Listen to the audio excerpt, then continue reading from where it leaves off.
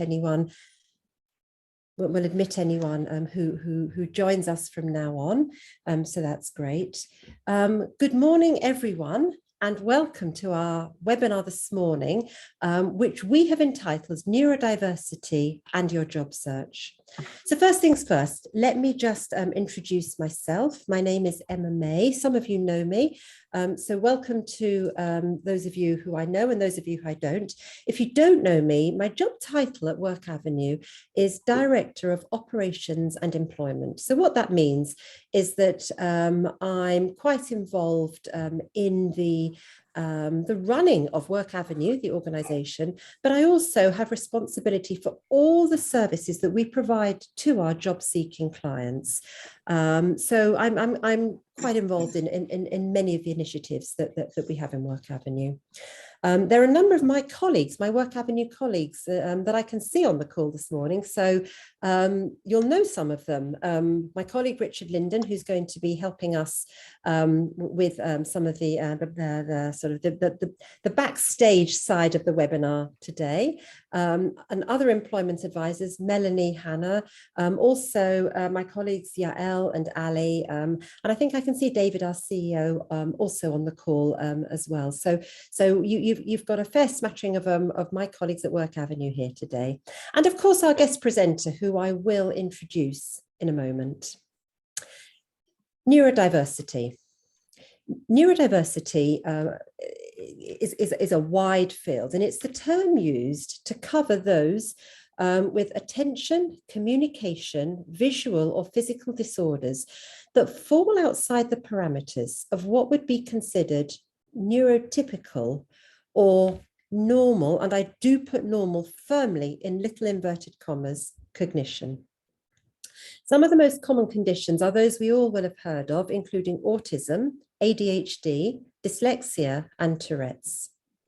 Now, studies have shown that between 15 and 20% of the UK population, and therefore also our Jewish community as well, is neurodivergent. And the National Autistic Society have stats that say only 16% of autistic adults are in full-time paid employment, and almost half have left or lost a job because of challenges caused by autism. Now, Work Avenue's mission is to ensure that all people can earn their living to support themselves and their families, whether they are neurotypical or neurodiverse. And it is for that reason that we are running this webinar this morning. And of course, I'm delighted to introduce our expert guest speaker today, Heather Barsam. Heather, she's up there on my screen in the middle. I hope she's up there on yours too. Let me tell you a bit about Heather. She's a very experienced careers consultant and employability trainer with demonstrable experience of working in a number of different fields. Her LinkedIn page says she's highly skilled in communications. She has experience of offering one-to-one advice and mentoring sessions, and delivers employment skills workshops on CVs, placements, LinkedIn, presentation, and communication skills. Now, she's qualified at master's level and is a member of the AGCAS, which is the Association of Graduate Careers Advisory Services, and also the CDI, the Career Development Institute. And I know all this to be true because, in the interest of transparency, Heather used to work at Work Avenue as well, and we know just how competent and experienced she is. Heather currently works at QMC, Queen Mary College, which is part of the University of London. And as well as all the areas of experience that I mentioned earlier, Heather has a keen professional interest in the field of neurodiversity and how that interfaces with the issues of employment. So I'm not going to say any more on this subject. We've asked an expert to come on today, and it's the expert that we all want to hear from. Many of you, I'm sure, will have questions for Heather today, and maybe for me and my colleagues at the Work Avenue team. We'll have questions at the end, but also if you want to pop them on the chat in the normal Zoom way, that will be fine by us as well. And myself and Richard will do our very best to pick those questions up as we progress and make sure that there's an opportunity for Heather to answer them at the end. Heather, over to you. I think you're probably going to share a PowerPoint now, is that right? I am. Thank you, Emma, and thank you for a marvellous introduction. And also the introduction to neurodiversity. You almost covered it all. But no, it's such a privilege to be asked to run the webinar today, and lovely to see so many familiar faces.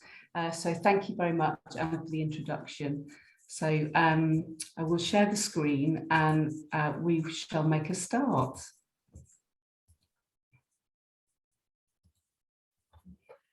So welcome. I think as Emma, gave that little introduction about neurodiversity and your job search. So thank you for joining. That's the topic for today. And I just wanted to emphasise as well, it is Mental Health Awareness Week.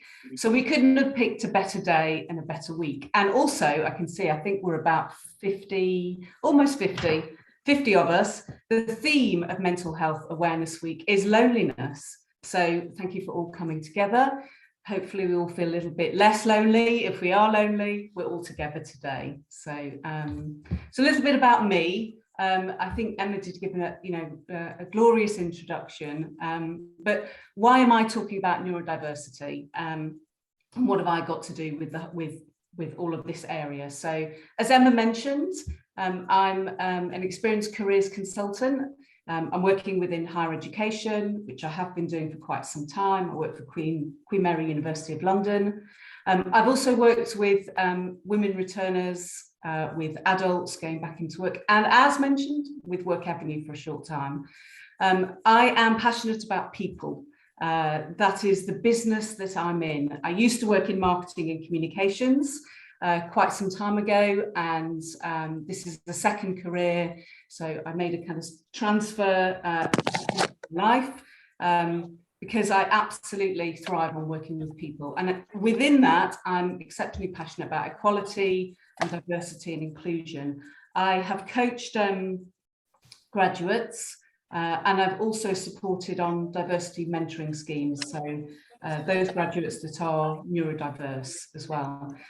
In terms of, am I neurodiverse? So not as far as I know, but who knows? But I do have close family that are neurodiverse. I'm probably, can probably say hand on heart that my late father was probably undiagnosed, quite misunderstood, resulted probably in mental health issues. And that also is sort of why it's quite fascinating, this whole area of neurodiversity. It's very complex and it's quite a big arena. So I have got specialism in that area, but I don't claim to, I haven't done a PhD in this field, and it's a huge area. There's so many different directions that it can go in, but for today, what I kind of want to focus on is in terms of the employment, job searching, and basically sort of moving yourself forward. So, so that's what we're going to cover today. What do we mean by neurodiversity? We're going to think about sort of careers, have a quick look about sort of talking about employers, the recruitment process, who's out there like me. Thanks, Alex. I think you shared before. So do feel free to share as well in the chat. I'll obviously take questions at the end. And I've got a whole sort of host of resources as well. Neurodiversity. So what exactly do we mean? What is neurodiversity? So I think, Emma, thank you for that introduction. You really kind of, gave some excellent facts and figures. And I'm sure probably I'm not going to go through every different sort of condition and things. Probably everybody's heard of things like dyslexia, ADHD, Tourette's. A lot of people have heard of all of these areas. So what are we talking about? What do we mean? So being neurodiverse, if you identify as neurodiverse, means your brain operates in a different way. As an individual, you would say I'm neurodivergent. Being neurodiverse means more kind of when you're talking about a group. But your brain thinks differently, and it works on a different level. And I think the interesting thing is with neurodiversity, which was started, the term was started in around 1998 by Judy Singer, lovely Jewish lady who herself identified as neurodiverse, and her mother was, and her daughter. And She started writing about it, and she kind of coined this phrase. The idea is that it moves away from this disorder, this disability, this difficulty, that everything, that this all comes with a problem, that because your brain works differently, that means you're kind of loaded with problems, and that you are not a complete version, or that you may be supporting somebody. The focus is on the strengths. It's not on your flaws. It's not about this. It's not about all of this, I can't do this. There's lots of sort of overlap in terms of all the sort of variations. So it can be very common that if maybe you have dyslexia, you may have dyspraxia as well. A huge amounts of variations. And there are often health struggles as well that may coincide. They're not the symptoms of being neurodiverse, but they do play their part. So that's just a little bit of background about neurodiversity. And just to kind of reiterate that not necessarily everybody has a diagnosis. And that's also incredibly complex. It's probably a whole nother webinar in itself. If we go back, if we sort of look in the education system and in schools, it can be quite hidden, particularly in women. There's quite a lot of research, particularly in girls, because they may be able to sort of hide it, and they can communicate but not do other things. In my experience, when I've worked within the university, we often get lots and lots of students that basically suddenly kind of happen to realise that they're perhaps neurodiverse, that they suddenly realise that they're dyslexic, or perhaps they've known, and then they have challenges while they're studying.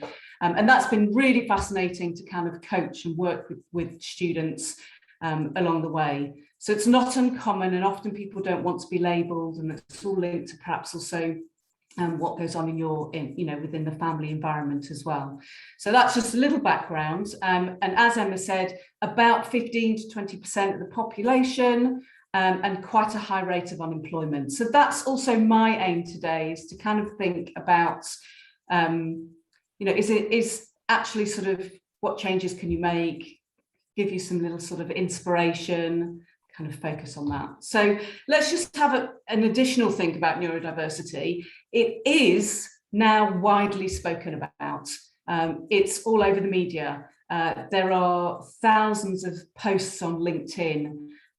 It's being talked about in education, the workplace, whether that be at a local level, at a national level. The government has got an interest in it. Many people in government are definitely neurodiverse.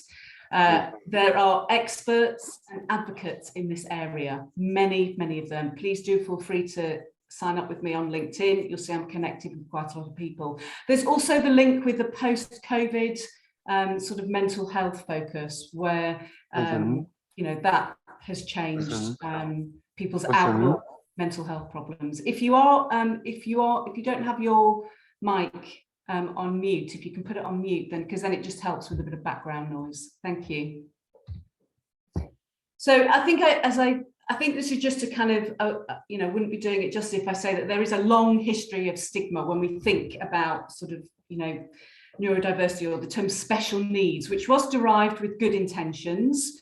But it's kind of, it's changed, and, we do live in a status-driven world, whatever country that we're living in. So a bit special became kind of quite slanted. It became quite negative. And the fact if you're unpredictable or you're different, then that's sort of not kind of taken, it's not kind of taken lightly. So that's when neurodiversity comes in, and that's what I think is actually quite incredible about it. It's a refocus. We're all unique. We're all different. There's no one brain that's the same. There's no one person that's the same. I know that Work Avenue, and I know my work, when I talk to people when they're looking to get into work, because it's so competitive, and it's like, it is, the job market is competitive, but there's no one like you. There's no one with your experience and your background. And that's where I think neurodiversity comes in. That's what we're focusing on here. And the innovation and creativity and diversity is a positive thing. And that, I think, goes back to my slides about saying that it's, it's very much in the mainstream media at the moment, and is becoming more so. So let's just have a think about if you are neurodiverse, or if you're supporting somebody that's neurodiverse, or even if you think you're neurodiverse, the complexities that come with that. What does that mean in terms of the type of person that you are? What does that mean in terms of moving forwards into the job market? So you may have strengths in any number of these areas. As I said, the focus is very much on your strengths. It's not about what you can't do. You may be absolutely useless at being organized, but you may be the most amazing creative thinker. You may be a fantastic entrepreneur. You may be a great business person, but you're not very energetic. So there's lots of different nuances, and it's something that's also referred to as spiky profiles, which is basically kind of looking at the complex sort of overlap of the cognitive variations, and that recognizing that actually your profile is going to be spiky. It's going up and down.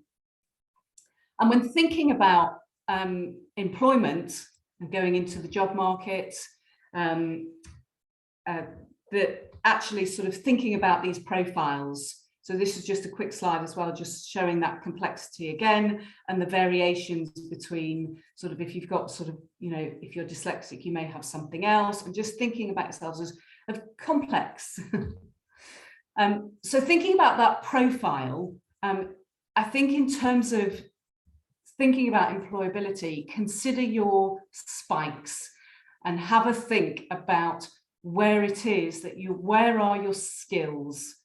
What's your forte? Where does it lie? And it may be in a range of things. It may just be one particular thing.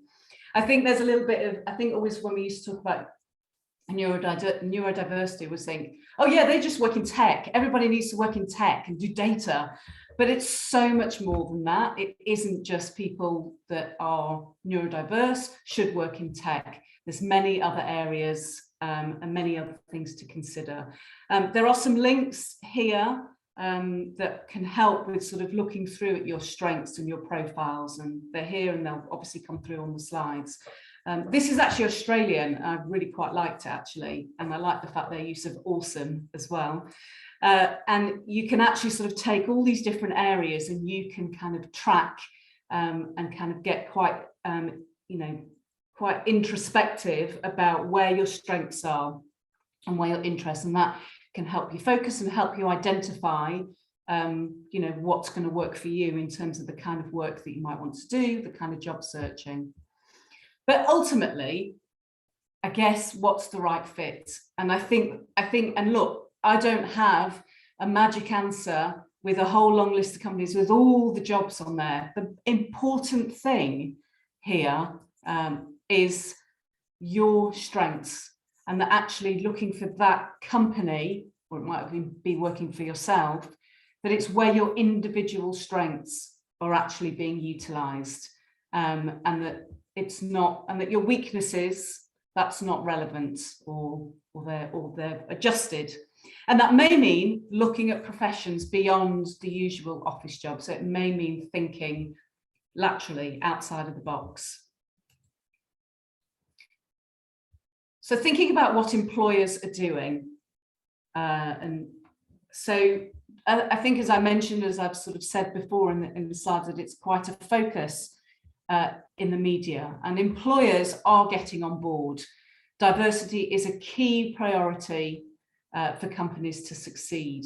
So they're talking about it. It's not probably where we want it to be, but there are more and more kind of, work programs and neurodiversity initiatives that are taking place. It isn't just the tech companies. There are other companies that are buying in and getting involved in these programs as well. There are now more specific recruitment agencies. And as I said, I've got a list of resources that support people that are neurodiverse. And I can't actually even begin to tell you, I'm amazed at how much support is actually out there.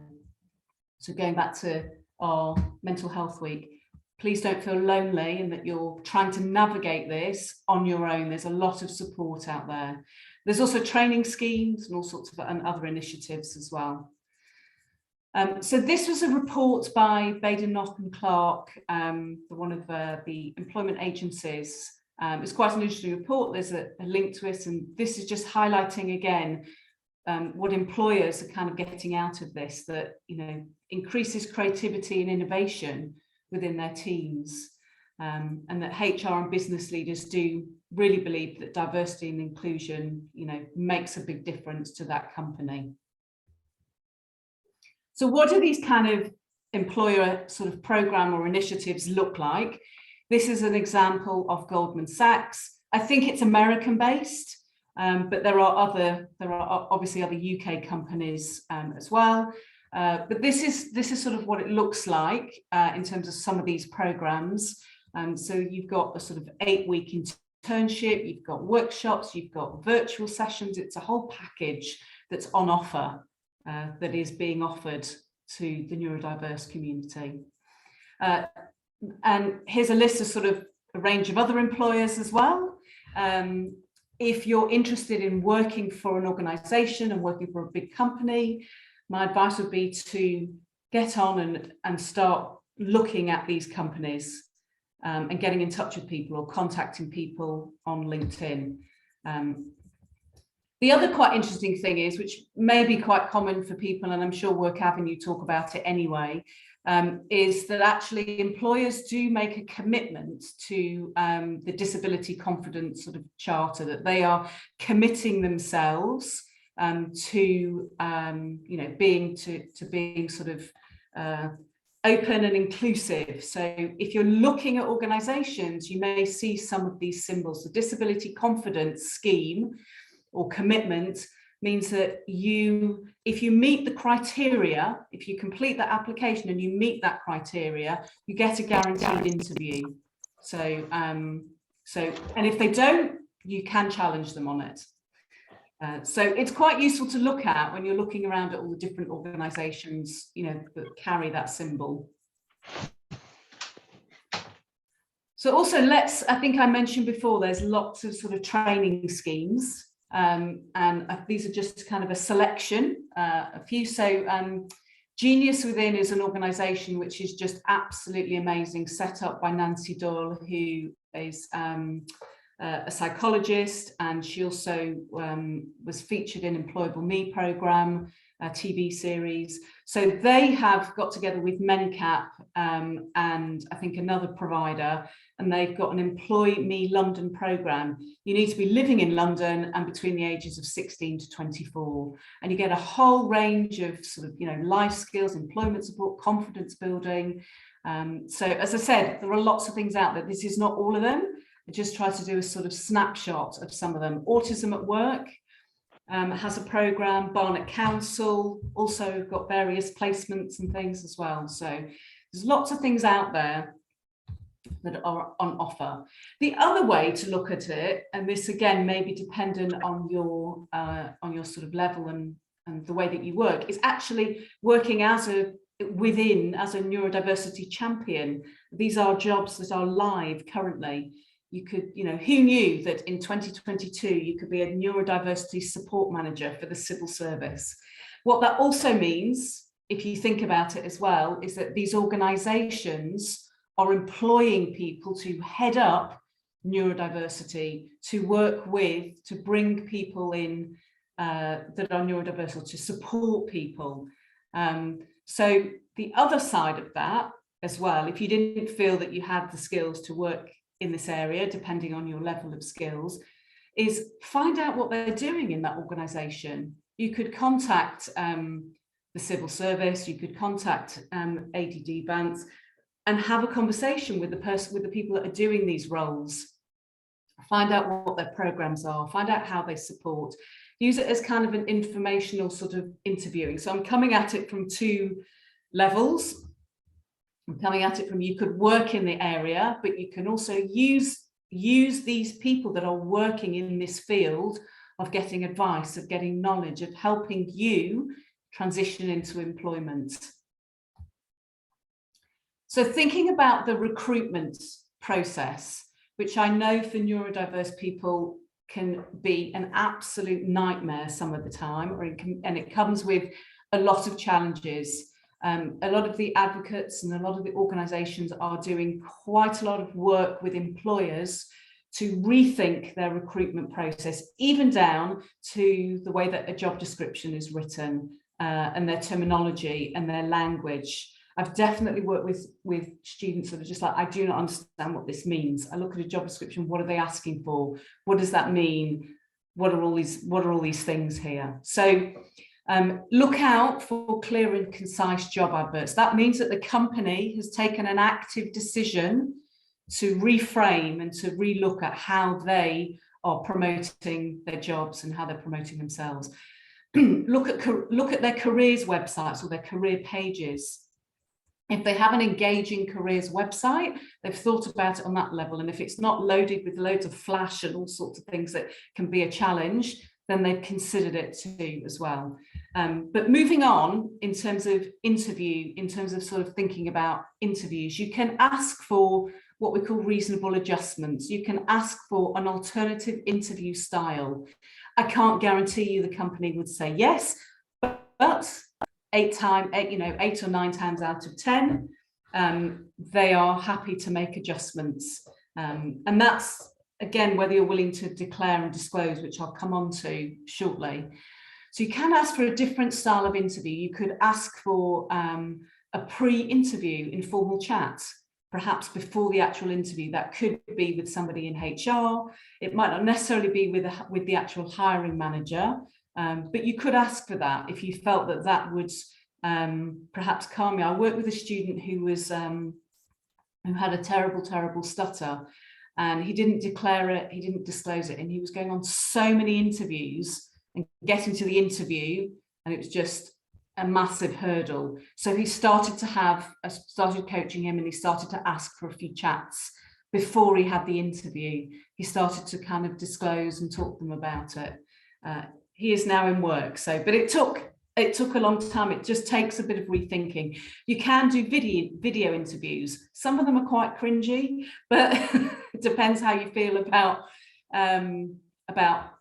promoting yourself in that way. You could also get a friend to do it. There are recruitment agencies that ask for video interviews. It's definitely something to consider. You could ask for questions to be sent prior to the interview. You could look at the adjustments to online tests and ask the organisation or the company to review based on maybe how you kind of handle those tests. So that's just a bit to think about. When you join the company, you may want to talk to them about sort of some very clear expectations about what you need. You may ask for more feedback in one-to-ones or meetings. You may need more consistent communication. You may need less. You may need a quieter place to sit. You may need to be left alone in a small area, in a small corner, working quietly, and that's absolutely fine. And employers are making these changes, and they are happy to support. You may be assigned a buddy or a mentor, which is quite common with onboarding these days. As well as, you may need access to different software, and there is things like access to work where you can get grants for various things. I think it's a bit hit and miss with access to work. Various people say it's quite useful. Some people say it can take a while to kind of get it signed off, but it is there, and it is an option. So just covering off, don't forget and don't underestimate the virtual internships and the volunteer work and online platforms that you can get involved in your area of interest. Advocates that perhaps may vouch for you. Do not underestimate all these areas. And I know it's talked about in the wider context of looking for work. I know Work Avenue talk about this kind of on, huge amounts as well. You heard me mention the graduate that had a stutter, and I think he must have done every virtual internship with all of the banks over about a 3-week period, and they were all on his CV. And that, with kind of talking to the employers beforehand, certainly made a difference. So again, I've got some resources on there, that you can follow. Volunteer work, and I know ideally you want to be out there getting paid, but volunteer work often is then a means to actually getting into paid work. It's also networking. It's also, going back to Mental Health Week, means you're not sitting at home bashing out on your computer. You're out there talking with people, and you're talking with perhaps maybe like-minded people, expanding your network. And the online platforms thing, as I mentioned, if you think about your area of interest, so if your area of interest is working with animals, then what are the main platforms that you need to be involved in? Who are the organisations that you want to be associated with that are have your interest, and focus on those. Maybe there's a project that you could do for them. So thinking about I've talked a lot about organisations and looking for work and the recruitment process. Let's not underestimate, if you're neurodiverse or supporting somebody that's neurodiverse, that they may definitely will want to work for themselves or be freelance. So that may be a consideration. You have a very entrepreneurial mindset. The benefits are you can have your own working routine. There's a variety of disciplines that you could consider, such as journalism, graphic design, music, event, all sorts of things. You do have to be able to sell yourself and build client relationships, and you will have to be able to manage your time. The only thing I can say as I said, with people that I have worked with, if you're not good at managing your time or you're not good at selling yourself, find somebody to do it for you, partner with somebody if you do want to work for yourself. And you might be the sort of person that, you want to work flat out for 3 months and then you want 2 months off. You might be the sort of person that likes to work 3 days flat out, and then you can't do anything else for the rest of the week. There are some amazing entrepreneurs, in this world that are very inspirational. Look up people and resonate with those role models or people that are out there doing the things that you aspire to be involved with. So a little bit about disclosure, which I kind of sort of touched a bit on before, but how do we kind of get round, it's not even get round this, what do we do about disclosure? What do we do about kind of identifying? People often don't want to. We don't want to be labelled, and you may also feel it may hinder the recruitment process. I've had lots of conversations with students just say, I don't think I'm going to get an interview if I say that up front, or if I put that on the application form. So it is a personal choice. It's a personal decision as what you feel comfortable with and when to disclose that information. So you're not legally bound to put it on an application form, so you don't have to. But if you do decide to disclose, then have a think about when that might be. You can put it on application forms. There is definitely sections and areas on job descriptions, or you could put it on your CV, you could put it on a cover letter. And I would recommend you perhaps get some advice on how you kind of disclose the information, because obviously it depends on if you're dyslexic, then how you sort of want to talk about that. Remember, neurodiversity, we're focusing on the strengths, we're focusing on your uniqueness, your individuality, as opposed to not all the things you can't do. So if you do disclose, that could be maybe at the point when you're offered an interview, if you're looking for those reasonable adjustments. It could be at the point when you get offered the job, because you may want to talk to them about what that might mean if you're working for them, or if you're working with somebody else. And again, as I said, it's a personal choice, it's a personal decision, whether you do that verbally, whether you do it, as a written piece of communication. And then I think, what if I don't disclose? I think that often is the question that then people have. What if I don't disclose? So in my experience with the people that I've worked and people that I've coached, it can sometimes be problematic if a company has made a job offer, and you start working for them, and then you turn up on your first day and your first week, and then you sort of launch into, well, I need to sit here and I need this and I need that. That often can just cause a little bit of tension and friction. So, and they can say, well, why didn't you disclose this? Why didn't you tell us? And they see that as dishonest. One would like to think that organisations are a little bit more flexible and they are moving towards that way. But I think that if you are not going to disclose, then you need to kind of then think about if you do that at a later stage and how you do it, and to do it sensitively. And it might be a conversation with a line manager, it might be a conversation with a buddy that you have in work, and talking to them about it first and doing it in a sensitive way. And again, getting some support. So the most important thing is it's not a download of all your, as I said, of all your problems and all your situations. You are telling the employer or the organization why you're disclosing. You're telling them something about yourself because you want them to be aware. So it could mean that you have counselling appointments every month and you need to leave at a certain time. It could be that you do need to sit in a quiet place. It could be all sorts of things. So think about it from the employer's point of view, in terms of, because they will be asking you, what is it that you need? What is it that we can help you with? It's a big topic, disclosure, probably a webinar in itself, but I just wanted to cover off. So who's like me? Who is out there? So, I mean, this isn't a quiz, but we can make it a quiz if you want, but no, it's not a quiz.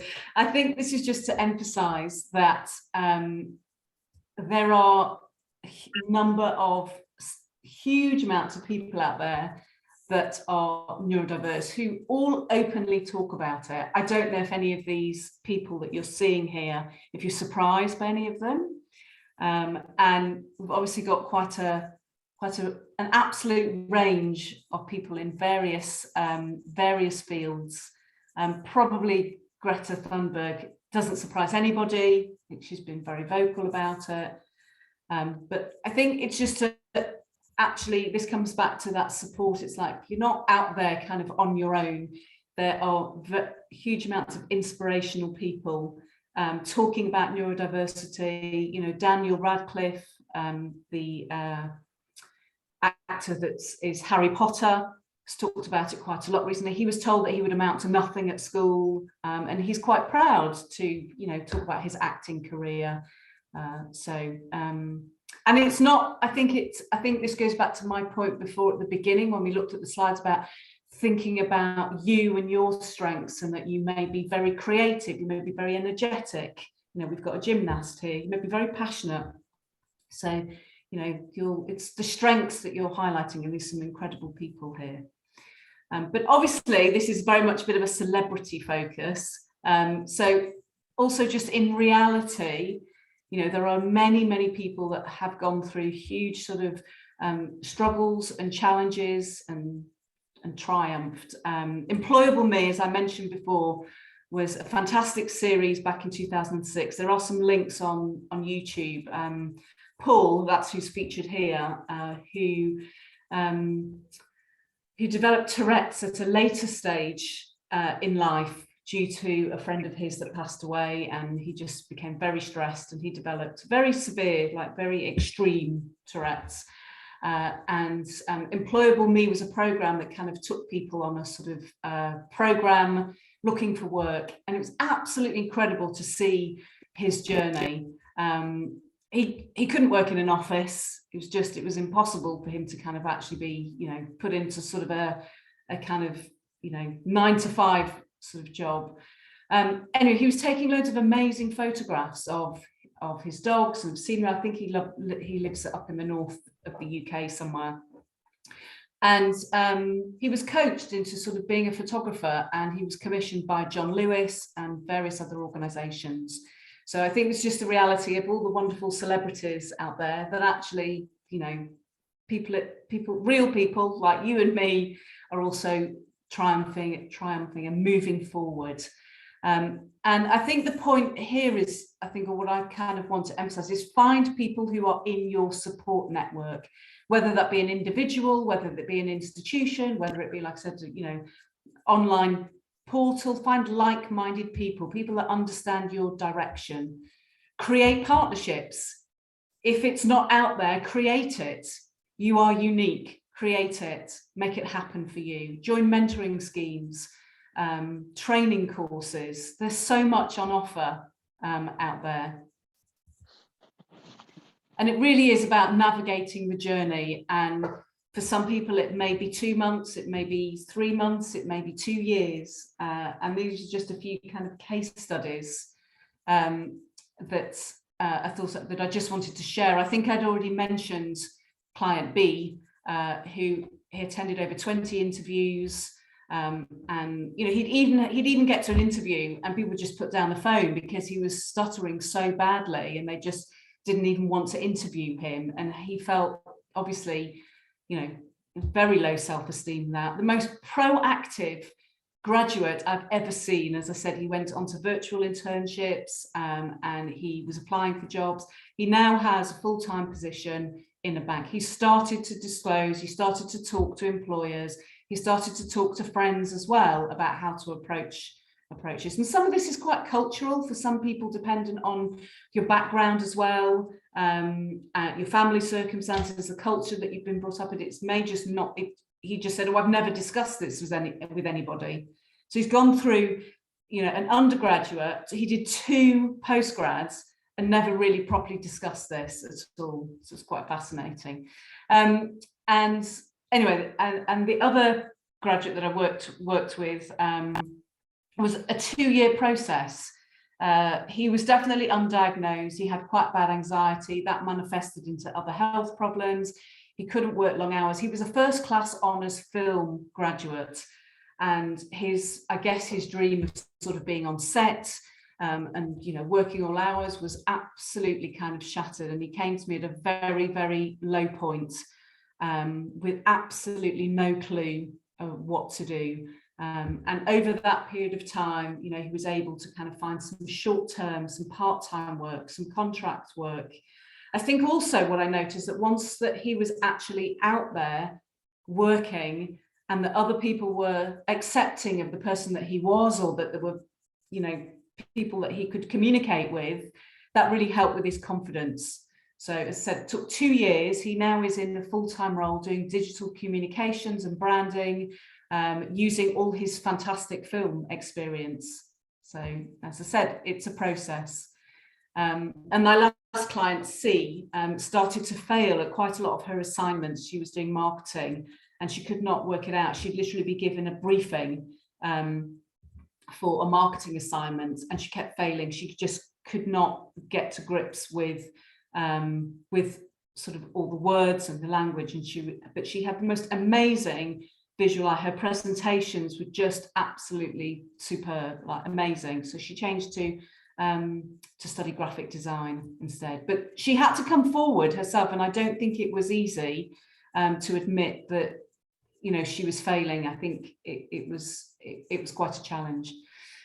So the things I found with working with, I know I'm talking about kind of graduates here, but actually whether it's graduates or adults, you need support. You need a support network.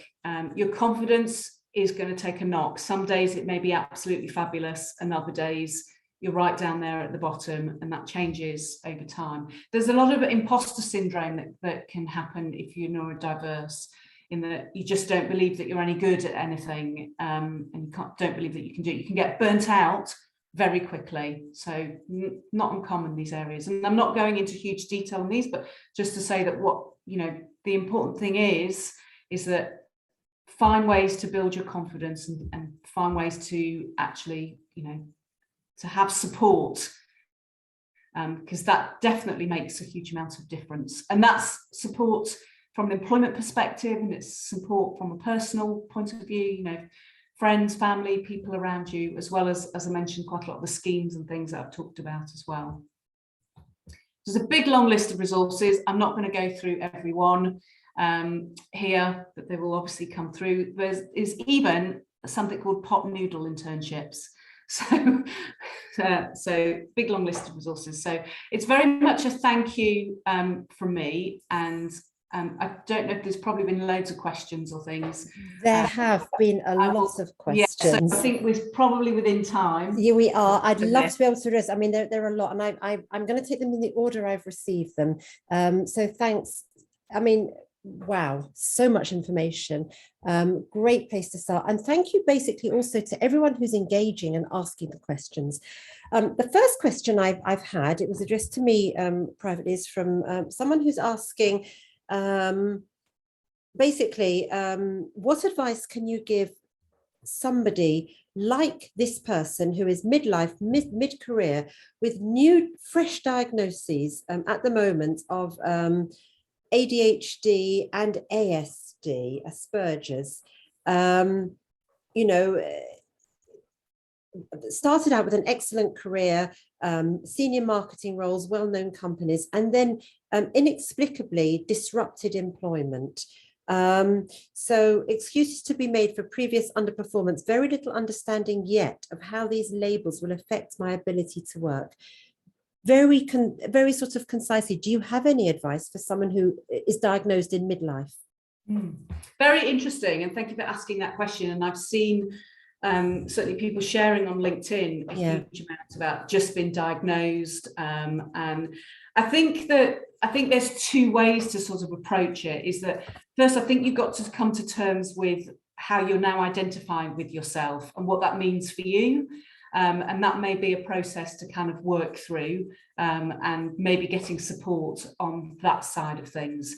I think the other side of it, in terms of that you've had a successful career and that's now obviously had a complete about turn and you found yourself in a different situation, is where to go next. And I think this comes back to a lot of the things that I've sort of talked about in terms of, I guess it's also trying to keep it simple, but actually where can you start off with a training program, some coaching? And I think you have to ask yourself, are you the sort of person that needs one-to-one support or to be in a group? Because that's very individual, and some people need to be in a group and talk about it with everybody, and other people can't think of anything worse. So it's very individual as well. But I think support, talking to people. There are so many people out there like you. You're not on your own. And I know that can feel like a massive, I know that feels like, well, where do I start? But you're not the only one. It's so common. We talk about neurodiversity much more. Mental health has a completely different approach in 2020. Absolutely. So that's I'm going to move on, only because we have got a whole chat of questions. The next question came from Mark, who asked if you could share any insights on ASD, Asperger's. Do you have any insights you can share briefly? Insights in terms of? I'm guessing employment and the impact on employment, because that, of course, is our focus for today, has to be our focus for today. Yeah, I'm not an expert in that, in Asperger's myself. Again, so I think, I would perhaps start thinking about the kinds of organisations. So there'll be the, National Association of Asperger's, and talking to other people as well that are that have that cognitive variation, and actually sort of talking to them and thinking about the kinds of work that you may be able to do. Again, it goes back to that spiky profile and looking at your strengths and looking at kind of what you're able to do, and the things that you feel comfortable with doing, that kind of thing. That would be that's sort of a short answer to that. Fantastic, thank you. And Addy has asked, what issues or questions, and there's another question that's quite similar to this, but what issues or questions do you think are unfair from an employer or a recruiter's perspective? Yeah, brilliant question. Thank you for whoever's asked that. Yeah, good question. Yeah. What's unfair to ask? I don't know, there's so many questions that employers have to be careful with, even just as a woman, they can't ask you, do you want to have children or something like that. But so I think what's unfair of them to ask, what would be unfair? I guess if you disclosed and you said you need some time off, I guess it's unfair if they said, no, you're not allowed that time, or I think it's just what you're looking for is flexibility. So, I can't list off a whole kind of, realm of questions that are inappropriate. I think what I would say, if that organisation, employer or person is asking you questions that are inappropriate, then why would you want to work for them? Because it doesn't really sound, they're kind of very flexible. And employers have to be much more careful these days So, and if they're not, then, you know, take them to town would be my advice. Absolutely. Thank you. Jeremy is asking, I have just been diagnosed with ADHD. Are strengths and weaknesses the same or similar for all in ADHD, or can they differ? Can they vastly differ, or even be opposites? In other words, person to person, what is the diversity of issues? 100%, absolutely, and thank you for everybody that's sharing as well with you know, everything. Yeah, absolutely. It can, you know, just as the same as one. Well, we can use coronavirus as an example, can't we? Everybody, you know, people have it and haven't had it. So in terms of ADHD, it is absolutely different for every single person. There may be similarities.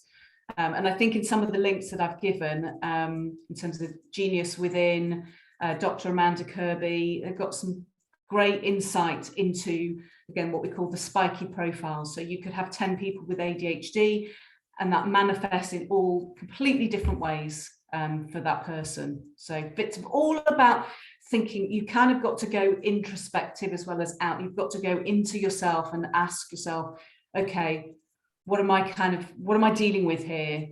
What are my strengths? What am I good at? And focusing on that first, as well as then looking sort of outwardly.